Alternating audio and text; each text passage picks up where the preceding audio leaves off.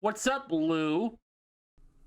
Oh my God, Ryan, I'm so sorry. I was late to the podcast. You see, as a single mother, I'm running around like crazy and I don't have time for my family. But I was driving home late one night and I accidentally hit this like rabbit, this anthropomorphic rabbit with white gloves, and now he's in my house and he's teaching me how to love my family and my kids more. And we're going on all these crazy adventures. And he kind of made a mess of my kitchen, but that's okay. We played some Guitar Hero, and so I think that kind of like bridged the gap a little bit, kind of loosened me up. But I'm still kind of high stress right now. He's still in my house, actually, as we're speaking, bonding with my son, and teaching him important life lessons. But that's no excuse. I'm so sorry. I know this is a professional podcast. Anyway, I'm here now. How are you doing? You know what, Lou? That sounds like PG fun for the whole family. When can if only I could see this kind of thing on the big screen. No political messages, no wokeness, just a fun movie about a rabbit teaching a family how to get back together again. It's funny you should. It's funny you should ask.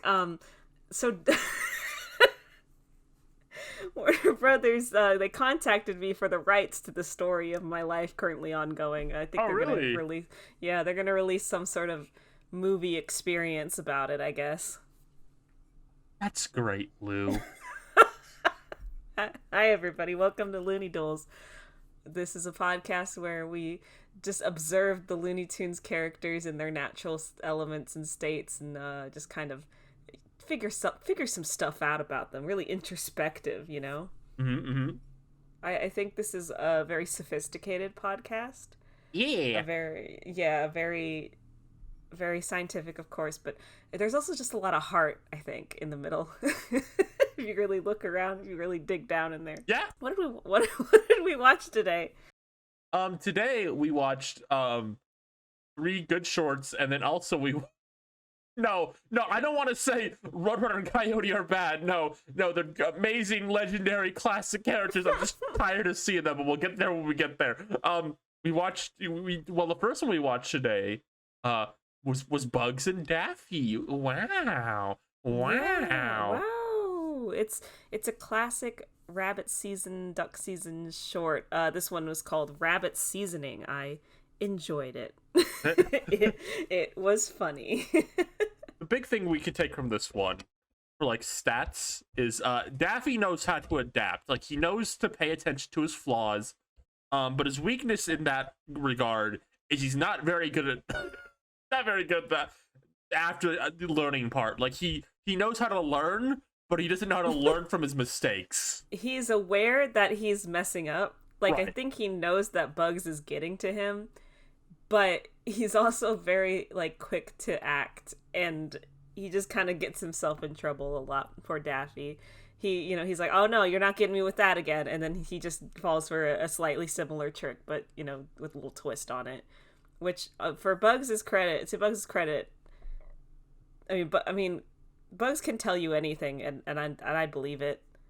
He Yeah, could he could he could make you say a lot of things you don't mean to say.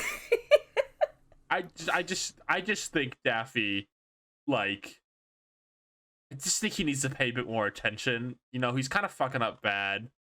So, I want to talk about something in this short, Okay. and it happens in the last short we watched too. But I want to talk about it here because there's not a lot of new stats to add with this short, as good as it was. But there is something I think that we've left on the table a little too long, and I'm picking it Okay. up and I'm All holding right. it up. Okay. Let me see. When Bugs Bunny cross dresses and he Okay. makes himself look like a beautiful woman, what Looney Tunes like are affected by this? If he tried to do this with like, if he dressed himself up like a sexy dog and tried to seduce like Barnyard Dog, would Barnyard Dog fall for it? Or is it like a uniquely like Elmer Fudd issue? Well, okay, let's consider a few things here. I think it depends on what he's dressed like. Because he tends to dress like a human woman in this. So I think if he's a human woman, he's got Elmer and maybe Yosemite down packed. If he wears a sexy dog costume, like a little sexy, you see this in a later short with another character.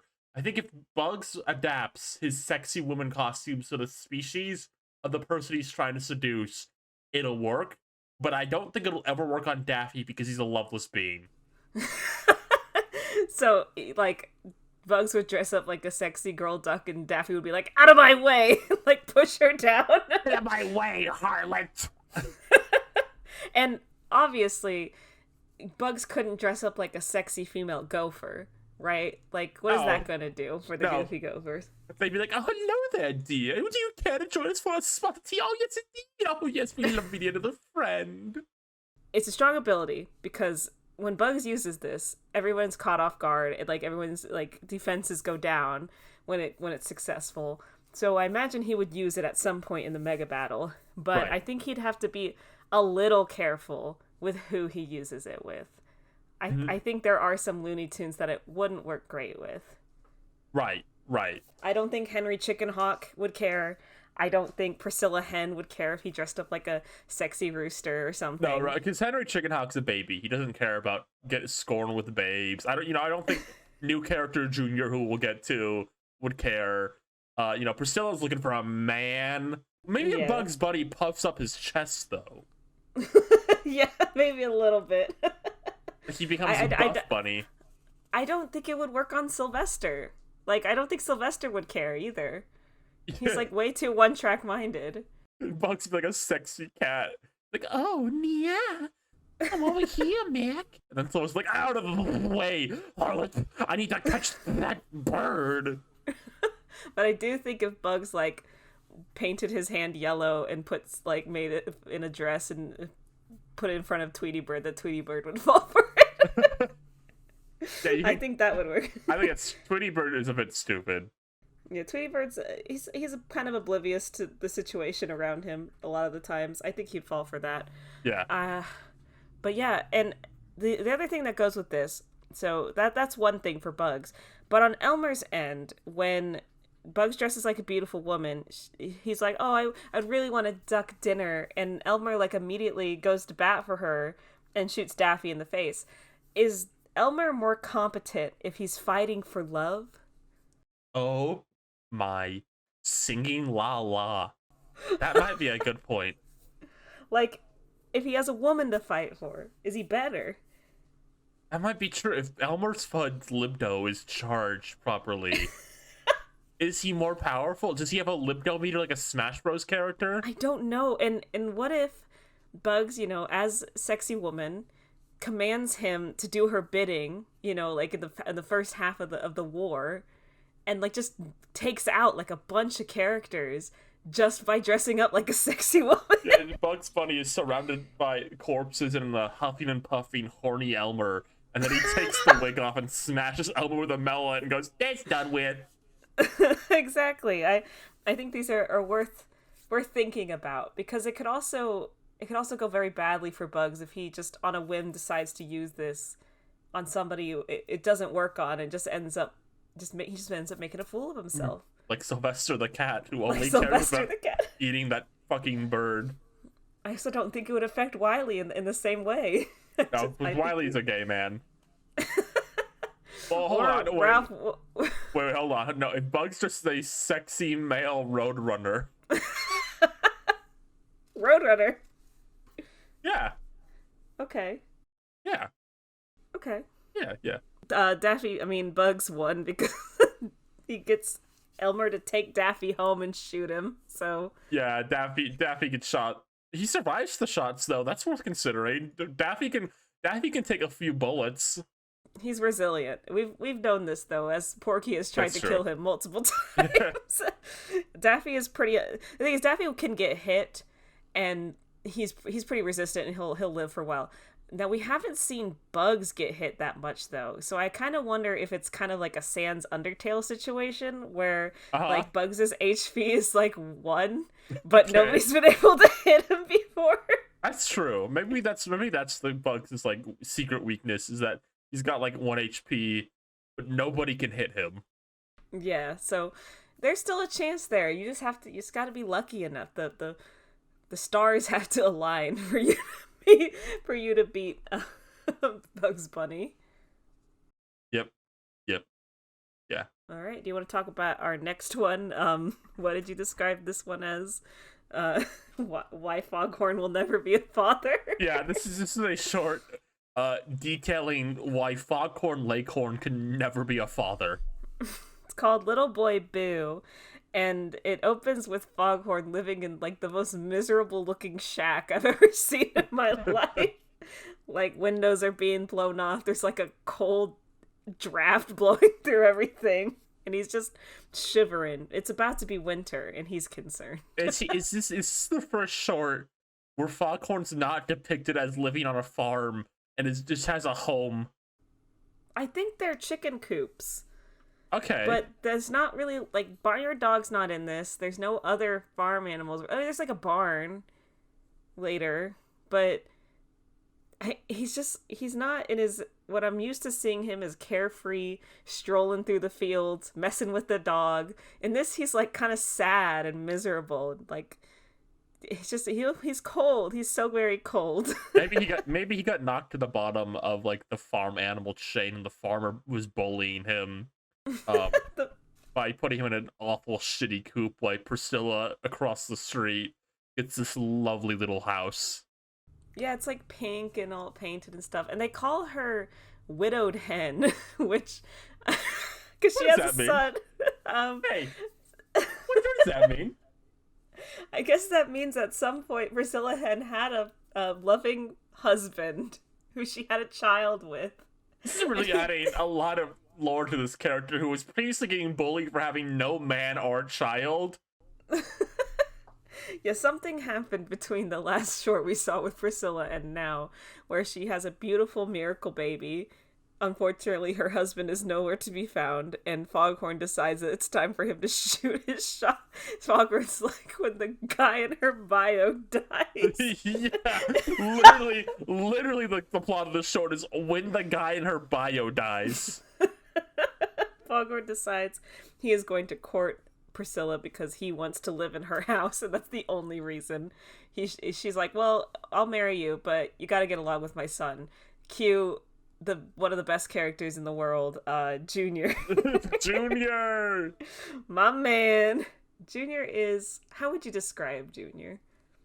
He doesn't speak. That's the big thing. He doesn't speak. He's kind of just like a little...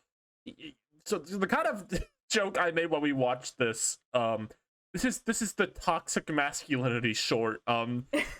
Junior goes against all of Foghorn's expectations for a man, but also owns him along the way. Yes, Junior likes to do math and read books, and Foghorn's trying to get him to like play baseball and make paper airplanes and the stuff. most masculine thing possible is making paper airplanes. Right. But every time Junior's like, okay, I'm going to do it this way, he writes out these little calculations at lightning speed. Foghorn's like, no, don't do it that way. That's not how you do it. But Junior's way is obviously superior every time. Right. Do you think that his extreme math capabilities would be helpful for him on the battlefield? I mean, it's hard to say because the person he's owning this short is Foghorn Leghorn, who's already kind of a pathetic man. I would have to see him go up against a more worthy adversary to know. Do you think he could go against Henry Chickenhawk and win? Ooh. Immovable object versus unstoppable force. Exactly. Okay, put that away in the drawer. Mark that down. I think that Junior is a breath of fresh air on the farm because he is a sweet little boy, but he's not being, like, snarky about it, right? Like, he's not, like, I don't know, sticking his tongue out to Foghorn. He's just standing there. And he's just doing things his own way. He doesn't mean to get Foghorn's ass beat.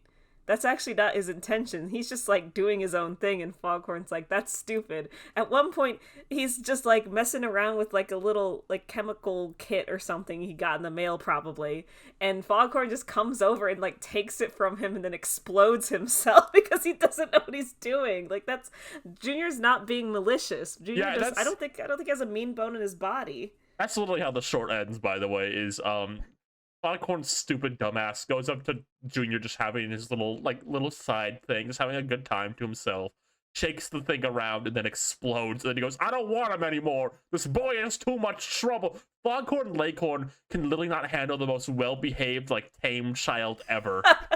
He is he could not be a father. Junior is so well behaved, so mild mannered, so like able to take care of himself, and Foghorn. All of this is his fault. He had it in. He had a sexy chicken wife. He had a wonderful home, a very calm and smart child, and he fucks it up by being a stupid idiot dumbass. I don't think Foghorn does well with children at all. Like No. he doesn't know what to say to them. He's always saying the wrong thing, and every single child he's ever gone up against has beat his ass so badly as to be beyond recovery. Sylvester Jr. could kick this guy's ass. Can you imagine if there was if Barnyard Dog had like a nephew or something visiting it'd the be farm over. or something? They would just kill Foghorn. Yeah. If the fucking baby Looney Tunes were transported into this dimension, they would kill him. Even the fucking baby Looney Tunes. God, that's sad. Poor Foghorn. Well, Junior, I think that we need to keep an eye on him. We'll definitely be seeing him in more shorts, but his extreme intellect, I mean, he's the kind of guy you want on your side, right? To figure out the tougher tunes that you're going to be fighting. You kind of want him to take him as an ally. If Foghorn plays his cards right and is, a little nicer to him, maybe he could be his ally. But we'll see about that. We'll see how this guy who can barely handle a child handles the intricacies of forming an allyship with such child. Yeah. But yeah, Foghorn lost. He got blown up. And he had to, return the child. Yeah, he's, in crutches, and he's just, hobbling back home. So, I guess he freezes to death or something. I don't know. This also canonically makes him divorced, because he gets divorced at the end of this. Oh, yeah, that's true. So, he's now divorced one. Yeah. He's got a +1 to his divorce stat, which will be very important in the future, I believe. Of course. All right. It's time. You ready to talk about Zip and Snort? What? A lot of these Roadrunner titles don't mean anything. No. There's so much nothing that happens in this one. Can I just level with you real quick? I don't want you to put this on screen. I'll take a screenshot and send it to you. Okay. I wrote one note for this short. One note. It is in all caps. He's falling. That's all I wrote about this short. I wrote a few things. Okay. One of the things I wanted to discuss. Okay, let me just be frank. There's nothing in this short that's new information. He falls, he gets hit by a rock, he falls again, he gets chased by a train, he falls off a cliff, whatever. It's the same stuff. But since we just had our last episode and we had Ralph Wolf in that, I wanted to ask your opinion. Do you think that Wile and Ralph Wolf are cousins or something, related in any way, or are they just completely unrelated? I think it's funny if they're completely unrelated. Okay, so they don't know about each other. I think they maybe know about each other, but I think my interpretation, headcanon of this, if they meant, would be they don't know each other, they're just acquaintances at most. And they don't ever question why they look exactly the same. This is not something they think about. Other people think about it and question it, but Wiley and Sam, Ralph, they just gonna go, hey. They don't think about it. If they were to encounter each other on the field of battle, do you think there'd be a moment of kind of solidarity between them? Maybe. I mean, they're both kind of doing the same thing. They're just chasing a prey animal of some sort, mm-hmm. and both unsuccessfully, and both frequently injure each other, themselves. So I think that they oh, you know what? I think that they're modest friends. I think that maybe there's a forum page that they both frequent, and so they IM each other a lot. And they just kind of it's a casual. It's not every night they're talking or nothing, but they talk, and they talk strategy a little bit. Mm-hmm. And when Wiley tries something, he'll say okay, just tried the cannon on the cliff. Do not try the cannon on the cliff. And Ralph will be okay, noted. I won't try that. And they just kind of share tips and tricks. Maybe they have a podcast together. That's great. I hope they do. Because, like, Wiley's an influencer, a TikTok influencer, and he's, like, noticing that his views are he's losing views, he's losing everyone's attention, and he's like, Ralph, I don't know what to do. I need to grab everyone's attention again. And so Ralph is like, okay, let's do a podcast together about hunting animals.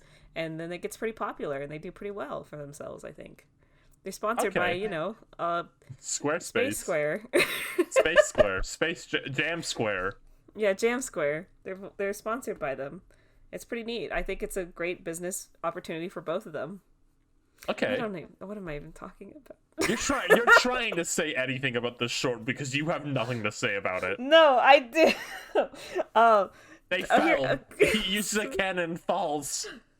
Roadrunner falls for the birdseed trick twice in this short. And I know I've mentioned it before, but I'm going to talk about this in the broader scheme of things. Roadrunner, when he is presented with birdseed, he will eat it, just without question. You could, a more competent Looney Tune could kill him so easily by this. Because, like, Wiley's whole strategy is two things. He either tries to make himself faster to catch up with the Roadrunner, or he tries to stop the Roadrunner in some way. Like, slow him, not even slow him down, just full on stop him. And the usual go-to for that is just put some birdseed on the road. Roadrunner stops on a fucking dime every time he sees that shit. And every time Roadrunner wants to do something stupid, like hide metal balls in the birdseed, Roadrunner's gonna see that. He's not gonna eat those. It's not birdseed. Just, like, lace them with cyanide or something. Like, just fucking kill him. Do you think it's an honor thing? Like, he has to kill him in this big bodacious way, or doesn't count? He can't just poison him because that'd be boring. Maybe at one point he was just like, if I just get my hands on him, it's fine. But now he's just like, I can't just, like, go the easy way. This has to be the most elaborate plan possible. Like that one from the other day where it was just like he has to build a phone booth or something, or I don't even know what he did. He built like a whole building and it amounted to nothing. Yeah, I don't know. Maybe he's such like he's gotta like have this big show about it. Like, I don't know. It's a pride thing for sure, and we've definitely talked about his pride issues before. But I think that if any other Looney Tunes knew that that's what it takes to stop the Roadrunner from running really fast, then the Roadrunner might die in the early, like, seconds of the battle. Daffy fucking Duck would turn to him and be like, "You fucking serious? Like, it took you this long? With this fucking, I'm up against fucking Super Wizard Bugs Bunny over there, and you're up against this stupid Roadrunner who falls for this." Well, at that point, Wiley should just feel ashamed. But yeah, he would just like rub his arm and like feel embarrassed. He can look away, and Ralph announces he's leaving the podcast. They don't work together anymore. Wiley, Roadrunner. He won. Yeah, what's new? He fucking runs over Wile E. Coyote with a train. Okay, our last short, Robot Rabbit. This is a short where Elmer has given up his city life. Yeah. This is Farmer Elmer in his natural state. He's still a bitch, but he's humbled himself. He's living on the farm. He's got like a donkey or something. I want to ask you this. What am I trying to say here? Okay, what do you think this adds to the farmer lore in this? Do you think Elmer Fudd could be the farmer now? Or do you think are you still Porky? I still think that Porky makes the most sense for the farmer, especially because we've seen him with Barnyard Dog. We've seen him with Priscilla Hen. Like, those just kind of add up. We've also seen a short where Sylvester was on the farm, and I know that there has been shorts where Porky and Sylvester have been paired up together. I don't think we've seen a lot of those, but they exist.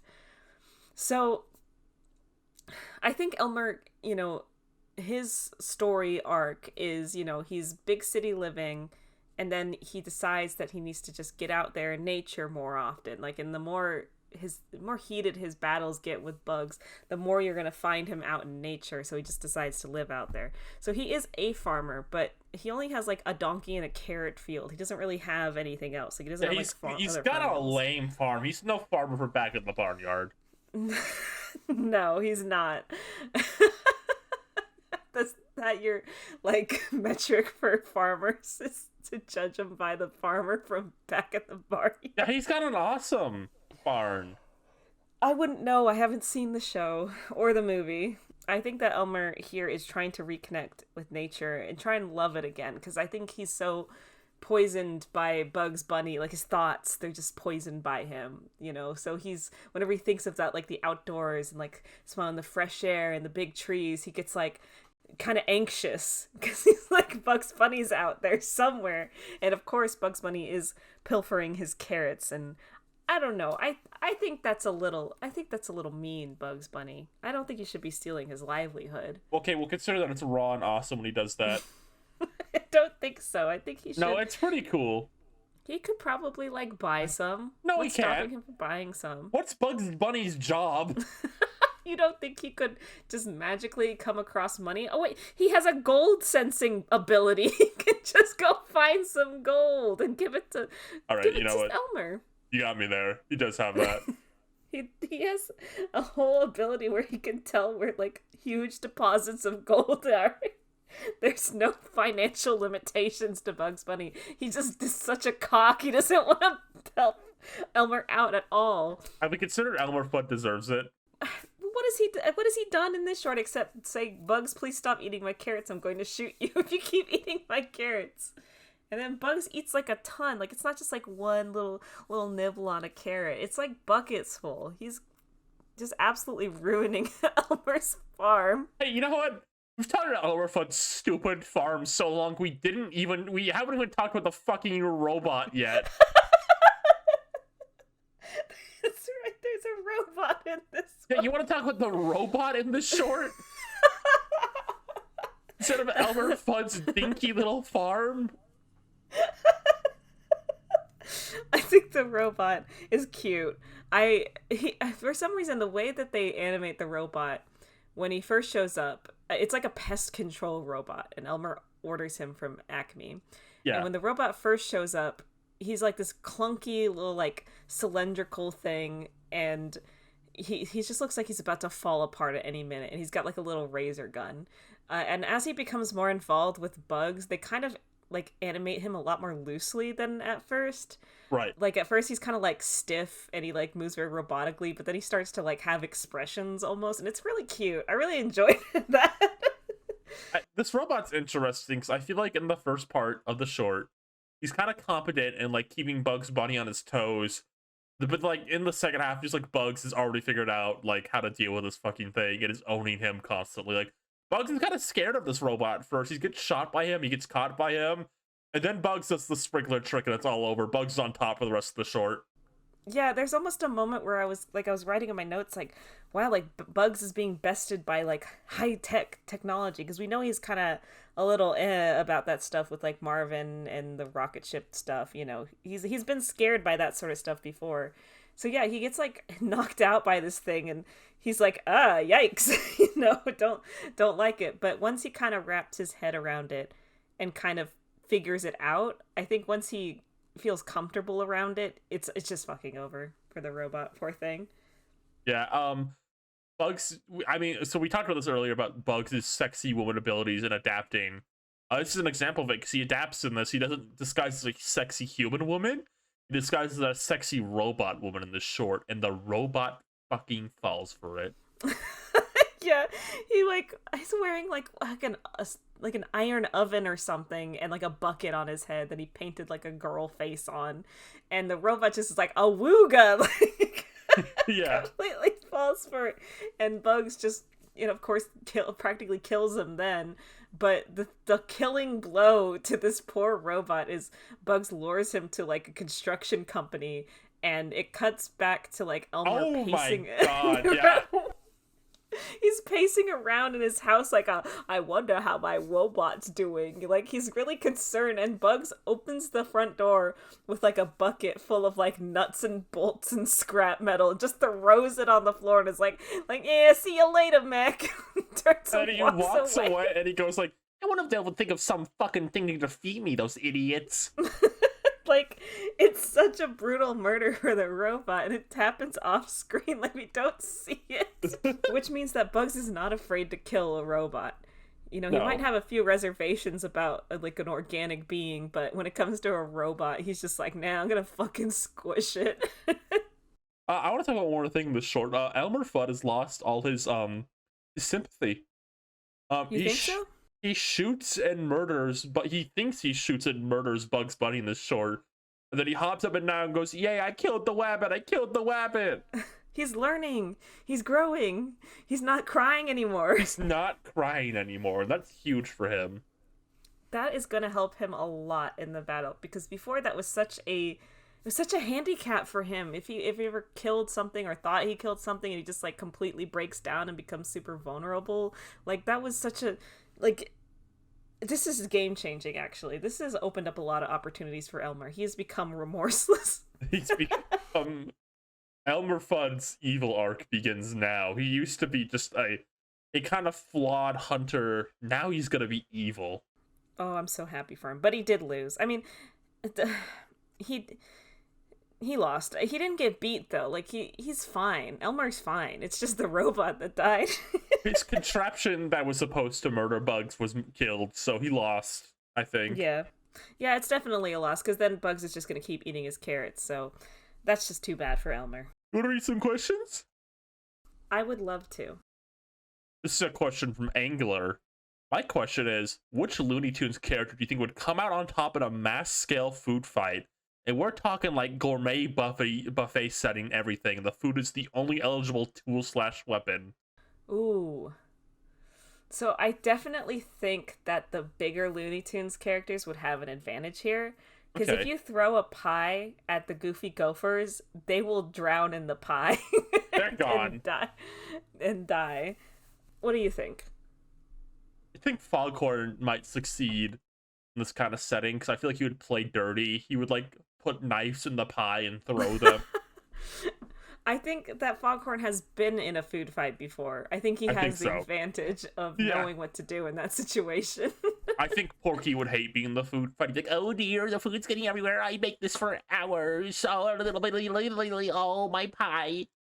Yeah, Porky would start like slipping and sliding around on like a banana peel or something and break his head open, and then he would unleash Dark Porky. I was gonna say, there would be this big, beautiful cake he made, like 20 layers, decorated beautifully.